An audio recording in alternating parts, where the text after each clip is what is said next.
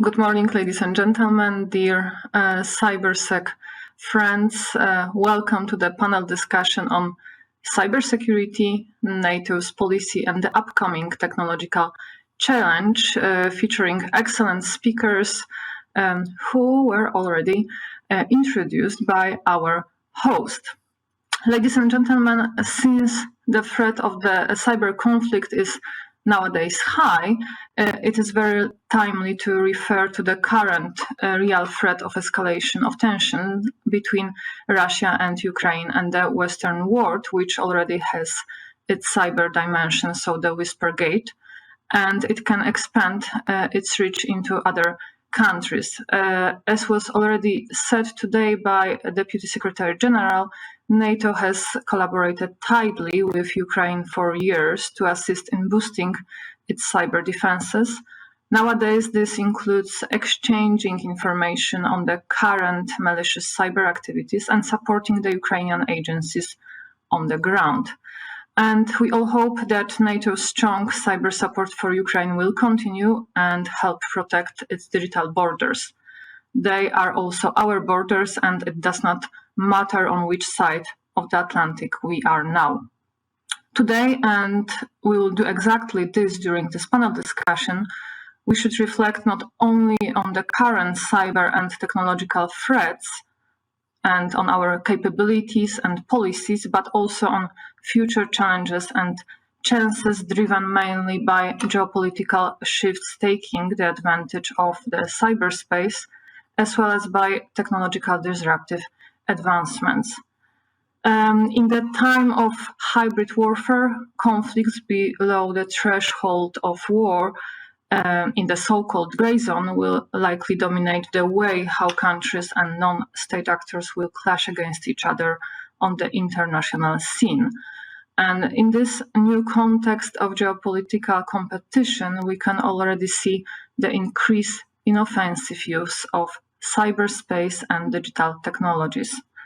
The outcomes of such conflicts now and in the future will depend on the cybersecurity of critical components of each and every country, both within civilian and military domains, as well as on the advancement in incorporating emerging and disruptive technologies into security systems, including cybersecure and innovative development of emerging and disruptive technologies up to their fast and agile implementation into countries' defense capabilities, as well as emerging and disruptive technologies application into innovative cybersecurity solutions.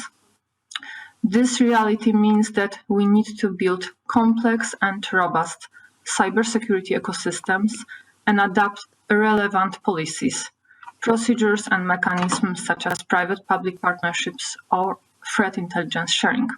So let's talk about how to establish strategic advantage or prevail in cyber conflict, with the first question to all panelists on what kind of cyber threats and new types of perils related to cyber warfare and dynamic development and deployment of emerging and disruptive technologies are challenging the security system of NATO. How can we effectively and sufficiently understand and predict them in order to come up with adequate policies and practices? If I may, I would start with Mr. Manfred Boudreaux-Dehmer. Sir, please, the air is yours now. Thank you. Thank you very much. Thank you, Izabela.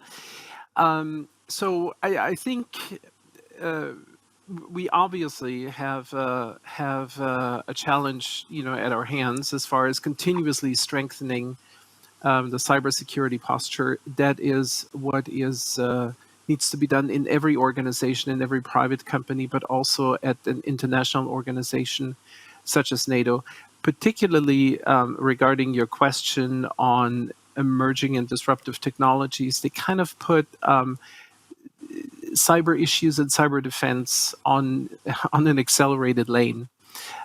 So when we look at artificial intelligence, when we look at big data, opportunities that are available to threat actors to gather intelligence, find weaknesses, get into systems that requires an appropriate response, where we also need to access EDTs, emerging and disruptive technologies, to have an appropriate counterpoint to that.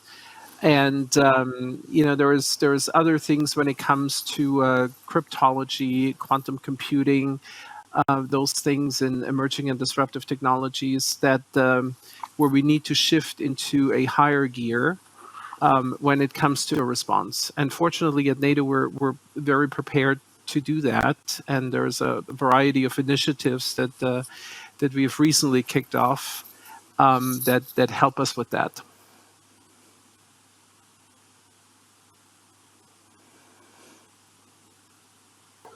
Thank you very much, sir. So now I would like to address this question to Lieutenant General Michal Vetter. Sir, please, can you say what, in your opinion, are those cyber threats and new types of perils? Thank you very much, Izabela, and good morning to all of you. Thank you also for having me here in this panel round.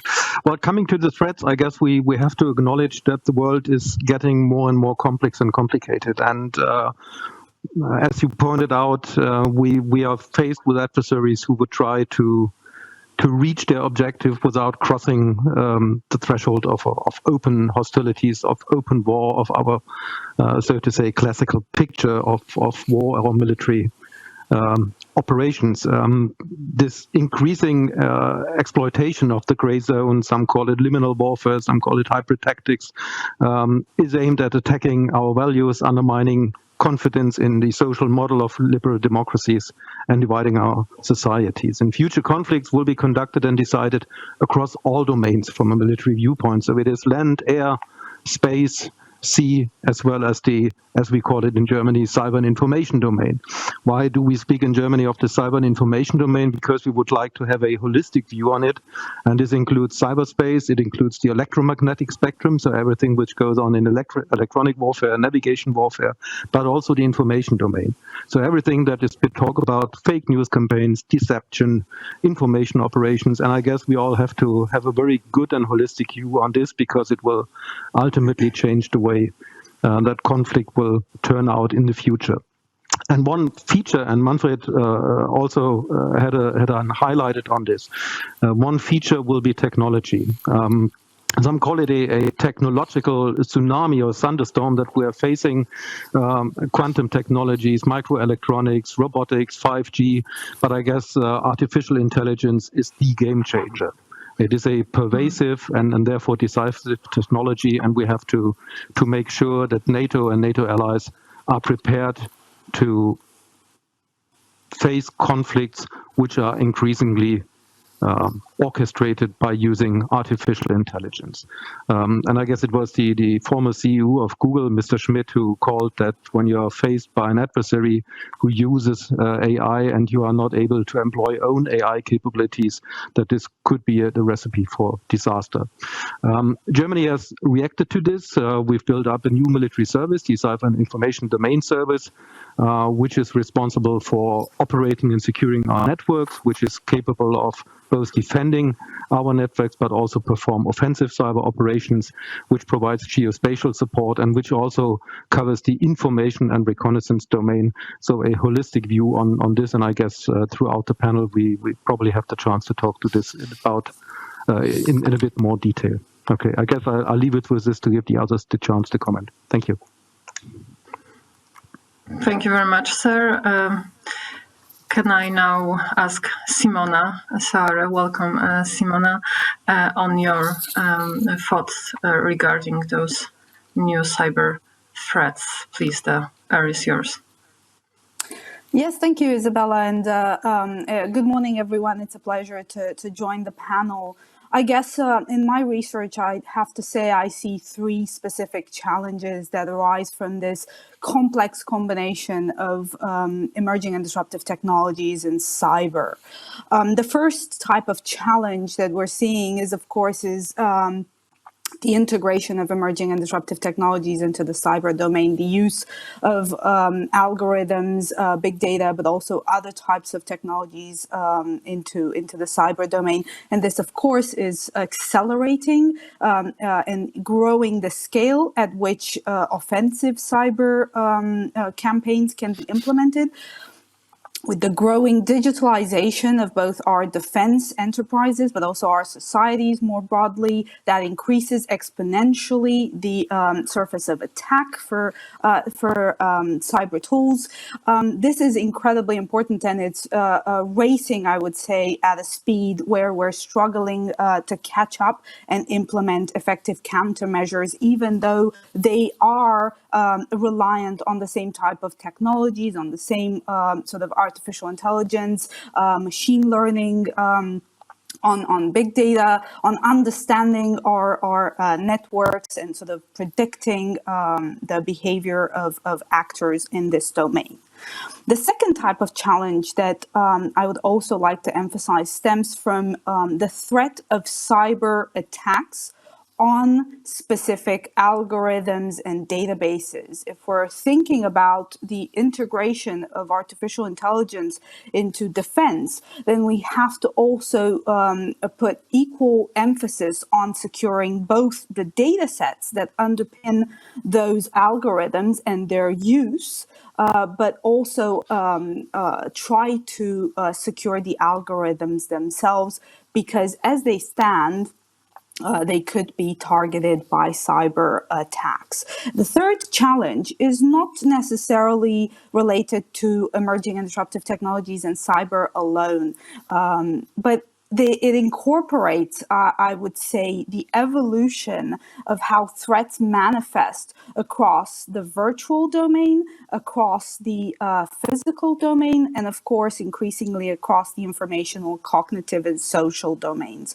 So moving forward, we can definitely think about scenarios in which adversaries can deploy emerging and disruptive technologies in supportive or leading roles, use cyber tools to foment disruption in our societies, and sort of maintain campaigns that would be active under the threshold of armed conflict, but also ebb and flow above that as they continue to meet the goals of our adversary. So I would emphasize these three specific challenges. Thank you so much. All very challenging scenarios. And last but not least, Nikolas. Hello, Nikolas. The floor is yours. Thank you very much for having me on this panel today. Ukraine has been mentioned already quite extensively this morning, and so I'm not going to go into further detail, besides the fact that you might know that 2 weeks ago, Microsoft went public with our discovery of a destructive malware that we encountered. And this is just one out of many situations where we see that companies like ours engage and are sort of a first line of defenders when it comes to these cyber incidents. Technology now takes really center stage in geopolitical disputes, and democratic principles are increasingly contested online.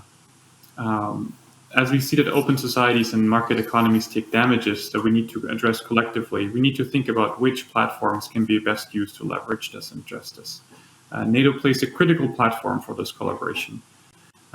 It's a central platform, really, for defense experts across the alliance to develop a joint response and a long-term strategy against such attacks. Technology does play a crucial role in empowering the alliance to defend Western democratic principles. And its challenges that have been described by my previous panelists, NATO is not alone. Most defense organizations face unique challenges, be it long procurement procedures, critical assessment of defense spending, ethical or normative concerns. These issues complicate or delay transformation, especially when embracing cloud-enabled services like machine learning and artificial intelligence. And that's exactly why companies like the one I represent here today have a responsibility in helping address those shared challenges. When we look and zoom in a little bit on the perspective on current threats and challenges, we see that most nation states continue to focus its operations and attacks against government agencies international government organizations, NGOs, and think tanks for traditional espionage and surveillance objectives. We cover these observations in our digital defense report that we publish every year in September. And the last one really reflected on lessons learned that came out of the SolarWinds, the Hafnium, and the Bellium attacks. And it showcased that there's a strong requirement for commitment of effective collaboration. And we really underlined the importance of coordinated global cyber responses. Looking forward, we're very concerned about the malicious use of AI. So we very much agree here with our previous speakers. Just think about an AI-supported ransomware operation or highly sophisticated phishing attack supported by artificial intelligence. Only in 2020, we saw how ransomware increased by 148%, and phishing attacks even increased by 600%. Now let's put ransomware attacks in perspective. It is likely that they will cost the world somewhere around $20 billion this past year. That's 57 times more than the cost of ransomware attacks in 2015 alone. And that's just the financial consideration of this challenge. Wrapping up here, I think it's important that like-minded partners, like the framework within NATO, really work together on joint solutions and global challenges like these. Industry and civil society do play a key role, not just because of industry's involvement as frontline defenders, but really when we talk about the innovation that's coming out and the thought that's coming out of academia. So finding ways to have better governance frameworks that are anticipatory, dynamic, and flexible to address these challenges as a sort of multi-stakeholder collective will be key to make sure that we are at pace in addressing these challenges. Thank you. Thank you. And now, once we define the expanding cyber threat landscape, let's concentrate on a response to this threat. And I would like to ask especially General Vetter and Manfred Boudreaux-Dehmer what has been done to address cyber threats and build cyber defenses as part of the collective defense, crisis management, and cooperative security, both on national and alliance levels, and particularly what has changed with the NATO comprehensive cyber defense policy, which was introduced at the Brussels summit last year. So, General Vetter, the floor is yours, please. Thank you so much, Izabela. I should probably start bringing in the German perspective.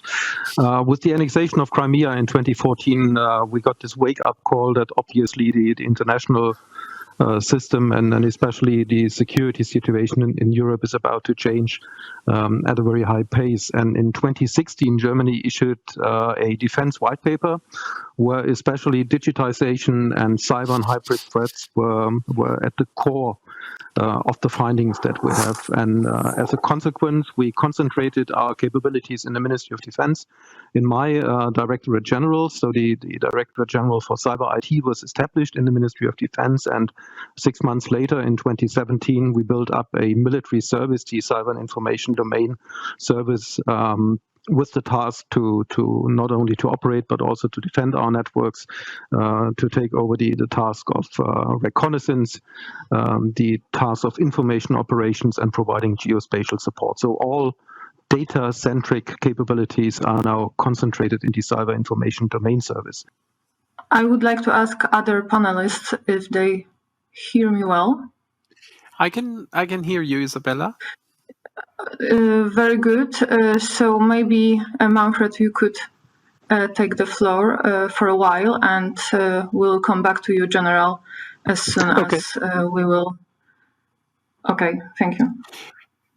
Okay, so one question, Izabela, that you had was on the specifics of what we're doing as far as protecting ourselves. So I would like to offer 3 answers. So number 1 is that you need to have a really good process in place to deal with incidents. And so we've done a lot of work in making sure that we have a process in place, that provides for the appropriate response if there is an incident. And then the second part to that is that the process, it's not enough to just have that as a printed booklet somewhere, but it needs to be tested. And it needs to be tested as far as ongoing exercises. So we spend a lot of time, which we do at NATO anyway, that is exercising for eventualities and to prepare ourselves. And we do the same thing with cyber and cyber incident. The second part is that what I call kind of the bread and butter that needs to be in order. So you need to have good perimeter protection. You need to have the right log management solution, intelligence in place that would correlate seemingly unconnected events with each other and then gain some intelligence out of that. And then the third part is a lot of cooperation and a lot of information sharing between people. NATO's concept as an alliance is that together we are stronger. And that, of course, extends in cybersecurity as well.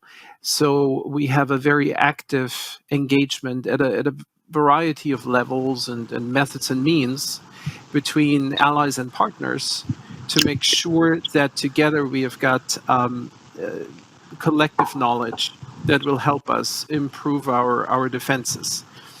And that gets me to the second part of your question, Izabela, which was the comprehensive cyber defense policy that was adopted at the Brussels summit last year. And so the policy, in my view, I mean, it addresses a variety of things, but in my view, it has two important components to it.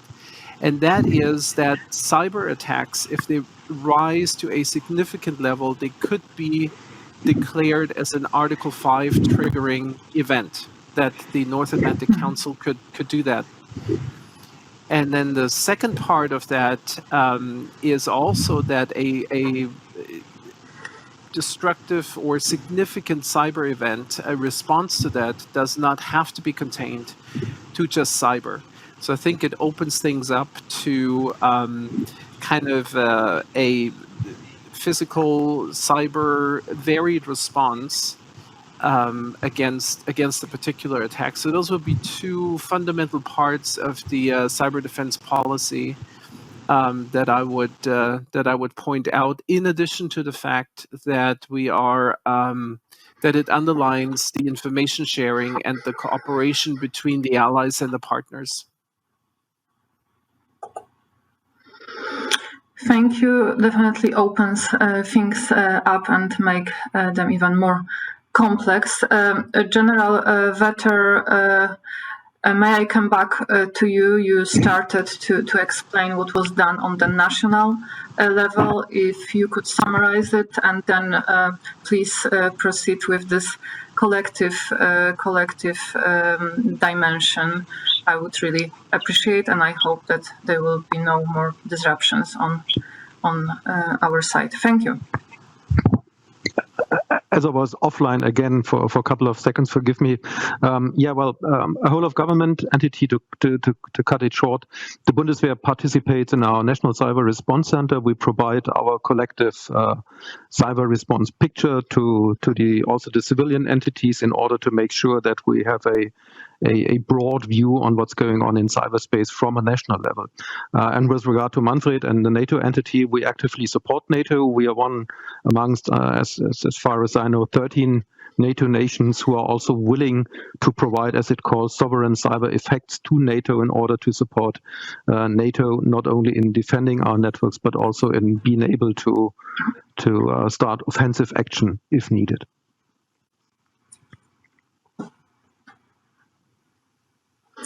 Thank you. Now I would like to ask a question to Nikolas and Simona on how does the cooperation of two dimensions, national and this collective, as well as the cooperation with the private sector, looks like in terms of tackling the cyber threats? Do we look in the same direction and pooling resources effectively here? And which countries, in your opinion, or which companies are ahead of the curve and can help NATO in advancing its policies and plans in these fields? Nikolas, you already mentioned some latest developments, so maybe you could start in answering this question. Sure, absolutely.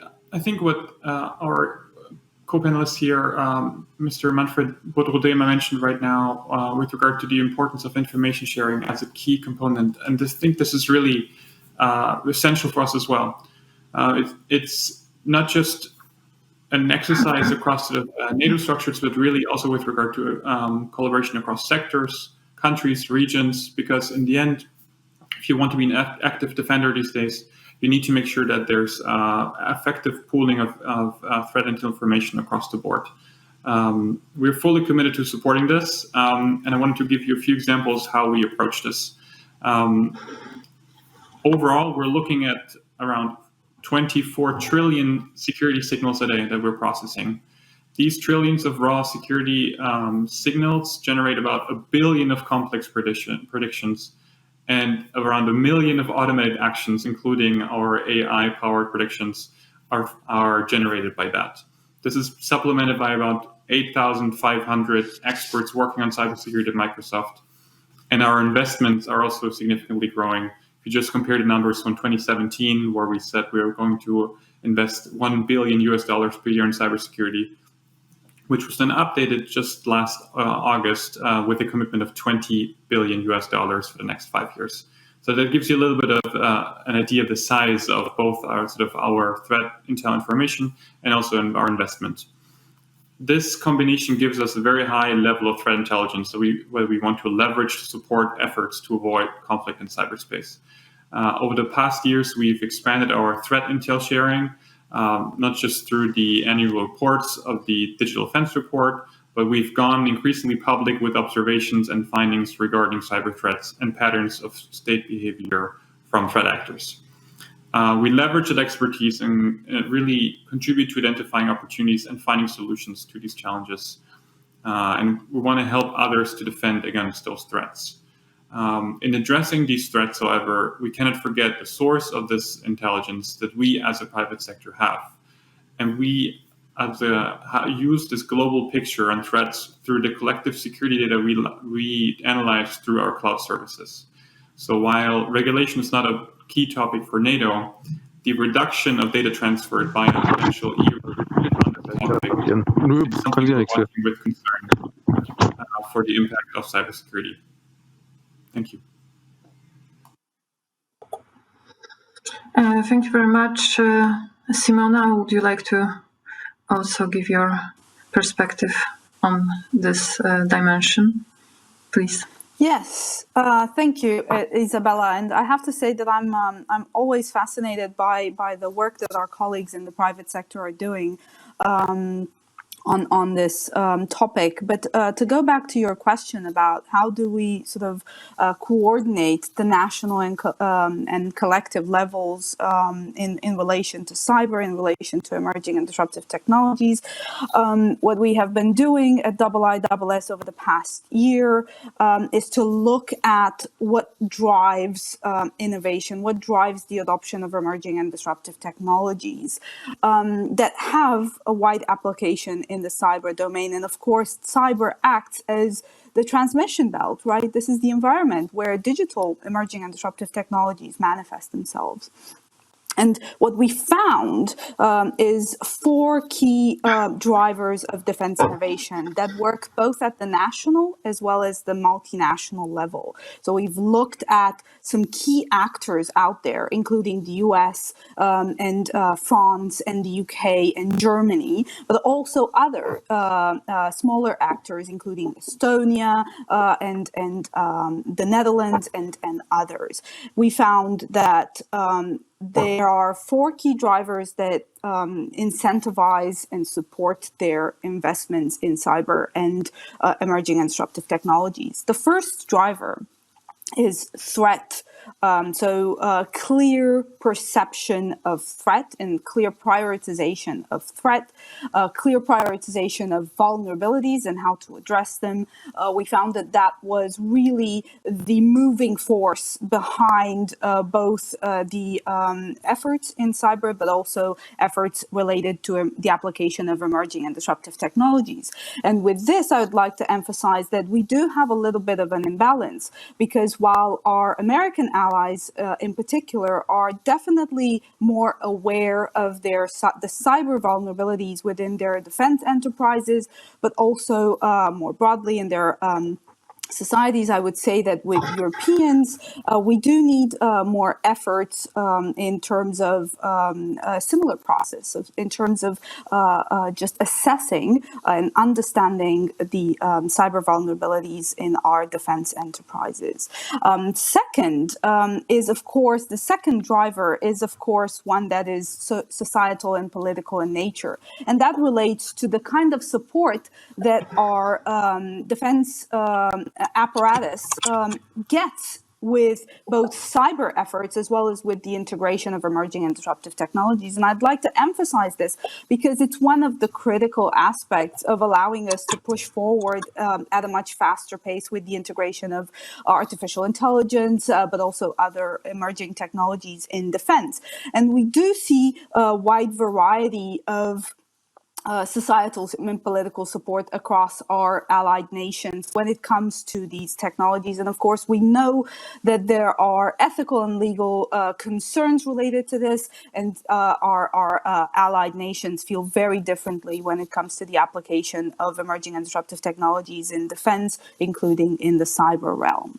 The third driver that we're seeing behind defense innovation more broadly, of course, relates to having in place that appropriate capacity and organization for defense. I don't mean that we should start organizing how we innovate or how we introduce emerging technologies into the cyber realm.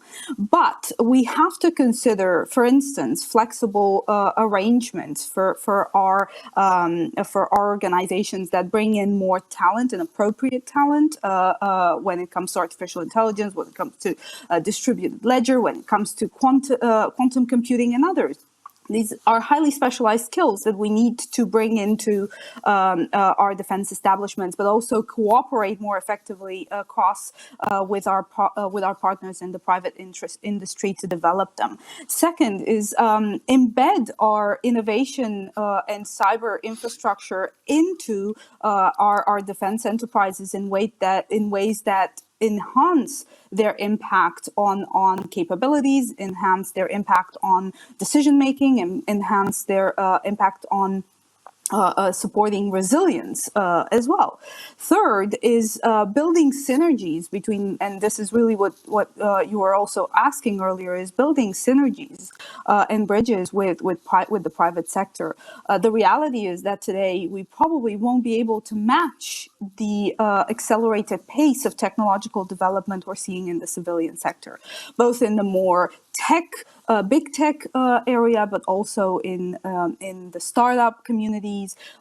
So how do we engage more effectively? What kind of institutions, what kind of platforms and formats do we put forward that are flexible enough and that are agile enough to allow us to tap into that technological progress that's taking place into the private sector is important. And we're seeing some efforts with some success across our member states, across the allies. But I would say that there's awareness at the national level, there's awareness at the multinational level within NATO that these efforts have to be scaled up, and they definitely have to be accelerated in the next few years. And very happy to discuss some of the options that we have on the table right now. The fourth driver of innovation that we're seeing is related to investment. The reality is, and this applies more broadly to defense, is nothing will make up for putting the sufficient amount of investment in innovation and in defense. And I don't just mean here the exact amounts or trying to match what industry are doing, but I'm also talking about how we diversify our investment in innovation and the application of emerging and disruptive technologies in particular. So that we don't just invest in slow evolutionary changes in these in the capabilities that we have, either in the cyber domain or across all domains of operations, actually. But also we make use of more revolutionary type of innovation, and we make sure that there's room in our defense budgeting and our R&D cycles for this kind of more disruptive, more revolutionary innovation that taps into and allows us to achieve some asymmetric advantage in relation to our adversaries.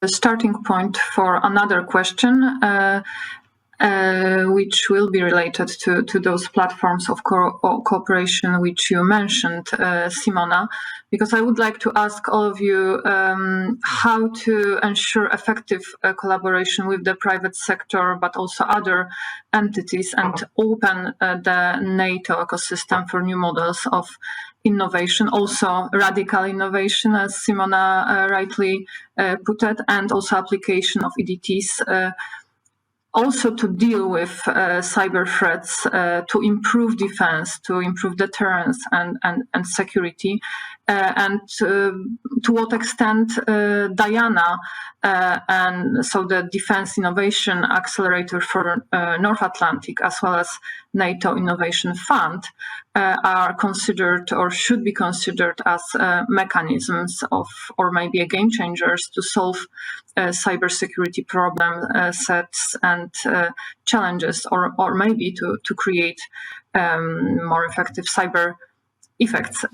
So that would be a question for you all. If we may start with General Michael Vetter. Please, sir, the air is yours. The line stays intact now. First of all, Simona, thank you very much. This is those four criteria that you mentioned, or those four decisive drivers are exactly what I think is necessary to do. What have we done in Germany in order to become more agile? And there's an absolute need, an urgent need to become more agile. We've implemented 3 years ago our first defense innovation unit, the Cyber Innovation Hub in Berlin. Their task is really to integrate themselves into the startup, to see what's going on there, and how can we as the military make use of the innovations which are there in the scene. Frankly speaking, it has taken us about 2 years to establish the Cyber Innovation Hub as a player, an accepted player in this ecosystem, but now we are really seeing the positive payoffs. We see that more than 100 innovation projects are underway, and for us now the largest challenge is how can we integrate those innovations into our system with all those formal processes that you have to undergo. But again, I would say the glass is half full. We're pretty well untouched. Last year, we implemented an agency for disruptive innovation in cybersecurity, and this agency works a little bit on the DARPA model, and their task is not to research themselves, but to incentivize research and development in cybersecurity areas together with partners from industry, from academia, including startups. And here we have the first contract now signed, and I'm quite optimistic that we will see payoffs in there. And also 3 years ago, so we are privileged in Germany because we have two Bundeswehr-owned universities in Hamburg and Munich. And the university in Munich, we offer computer sciences for 30-40 years now. And 3 years ago, we offered a master's in cybersecurity, and we also introduced 13 new professors beefing up research and development in cybersecurity issues on the national level. At the European Union level, we, during our EU presidency in 2020, we introduced a PESCO project called Cyber Information Domain Coordination Center, where we really try to align European partners in order to generate a common understanding on cyber-related issues and how can we be smarter in acquiring the needed capacities and capabilities in this domain. And on NATO level, we cooperate with Manfred's institutions in order to make sure that we maintain the necessary interoperability that is needed in order to work together. Maybe I'll leave it with there. Thank you. Yeah, thank you. So Manfred, can you please take the floor now? Absolutely. So Michael just mentioned the Cyber Innovation Hub of the Bundeswehr. A couple of months ago, I was privileged to visit the hub, and it's a very, very impressive facility. So that is not a complicated environment. It's kind of an uninhibited environment to some degree that's very conducive to innovation and to coming up with ideas and coming up with very innovative approaches to problems. And it was a fantastic presentation that I had there. And then, of course, as you mentioned, on the NATO side, we've got Diana, the Defense Innovation Accelerator of the North Atlantic. We are making great strides with Diana. We obviously announced it at the Brussels summit last year.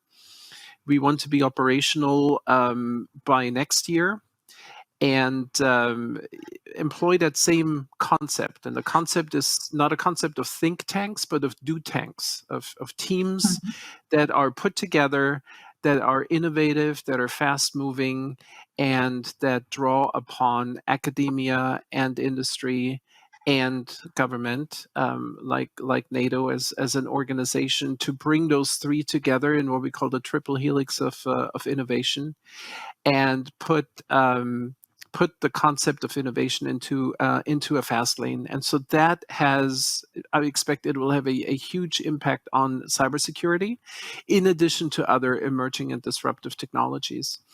And then, Izabela, you also mentioned the Innovation Fund, right? That is a financial construct where a number of allies came together and put $1 billion on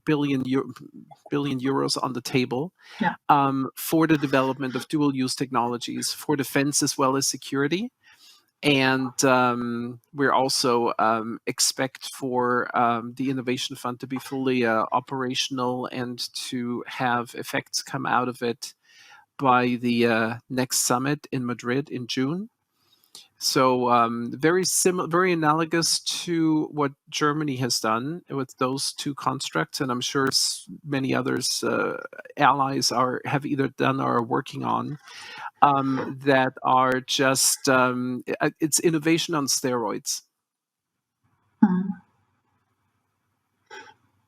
Yeah, it's good wording. I think. Thank you, Manfred. Now I would like to turn to Simona and Nikolas on their takes on Diana Innovation Fund and their potential to solve cybersecurity problem sets. Please. We can start with Simona.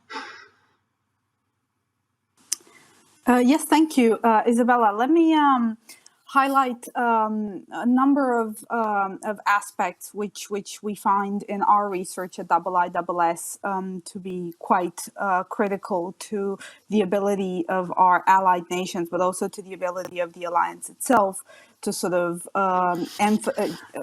accelerate how and at what pace it works with private industry to incorporate innovation.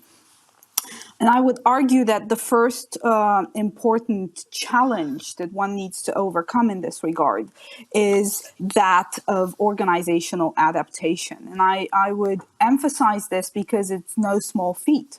We're talking about organizational cultural change when it comes to the kind of external partners that we engage with, so particularly when we have to engage more broadly with academia and the startup community, or with companies that we haven't necessarily had an enduring relationship with, including big tech. Sure. Second, is we have to we have to also face the reality that some of our procedures and some of our the legal underpinnings of these procedures, including on the procurement side, will need to change to accommodate the requirements and accommodate the speed at which technological development moves nowadays. While we are very good as an alliance in capability development and more conventional style of capability development over long procurement cycles, with emerging technologies, we have to be much, much faster. So we have to make strides towards bringing down our procurement cycles from 15 years plus to 2 to 5 years on average. We also have to reconsider how we upgrade and modernize our capabilities, especially when they start to be more open architecture, more modular and more software driven. Then these upgrades really have to be done much more frequently than we were used to in midlife upgrade cycles. The second aspect that I would emphasize is very important in this. And I think that both at the national level and within the alliance, there is growing awareness of this. We have to put in place the right platforms to reach out to a broader spectrum of partners in academia and in the private sector. And I think that our two speakers have already mentioned what the Alliance is doing in this regard and what Germany is doing in this regard.